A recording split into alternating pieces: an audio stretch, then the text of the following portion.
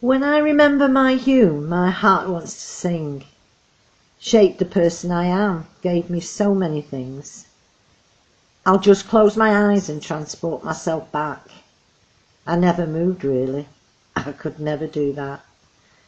Children out playing till the street lights came on, joking and laughing until the laughter was done. Those streets were our playground, didn't need out else. We were rich in our friendships. It was never about self.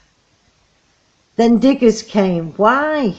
They tore you down, destroyed in one fell swoop. What they didn't destroy, they couldn't remove. My heart, my soul, my roots. When I lived in Hulme, I lived in a bubble, like most of our community.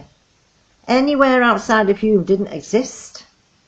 The farthest I ever ventured outside this bubble was to Manchester town centre with my gran on a Saturday afternoon, to Thornton's sweet shop in Piccadilly for their famous special creamy toffee served in a small white greaseproof paper bag, and then through to Piccadilly Gardens to Lewis's to ride on the moving escalator.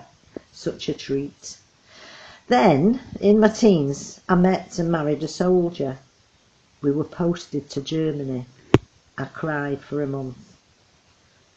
It was on another planet, another language. I wanted to come home to Hulme. After being in Germany for about 6 months, my mother wrote to tell me that she and the rest of the family had moved to Chorlton.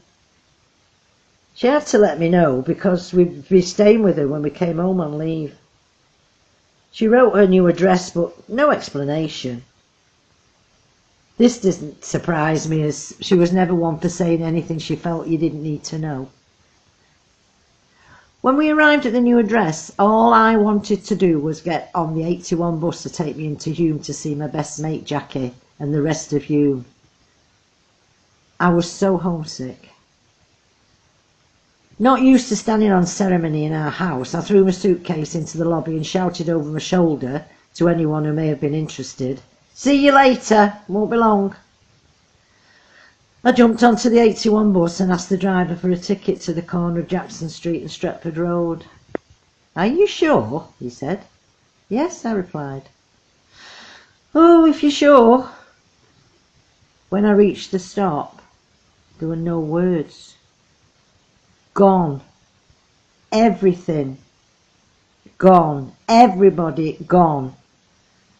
I must have stood rooted to that spot for over an hour, because physically I could not move. I felt like a ghost, lost, unable to move, but wanting to stay.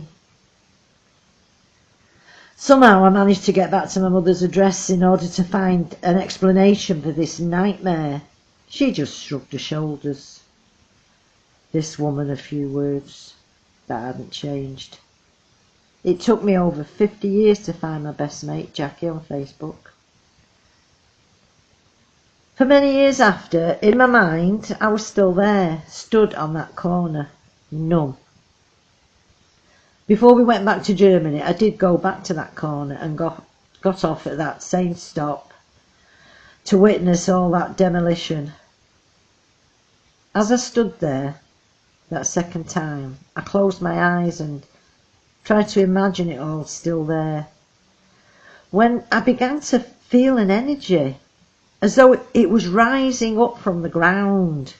I breathed in this air, this energy. I could feel the soul of Hulme was still there. It still is to this day, because the people are back.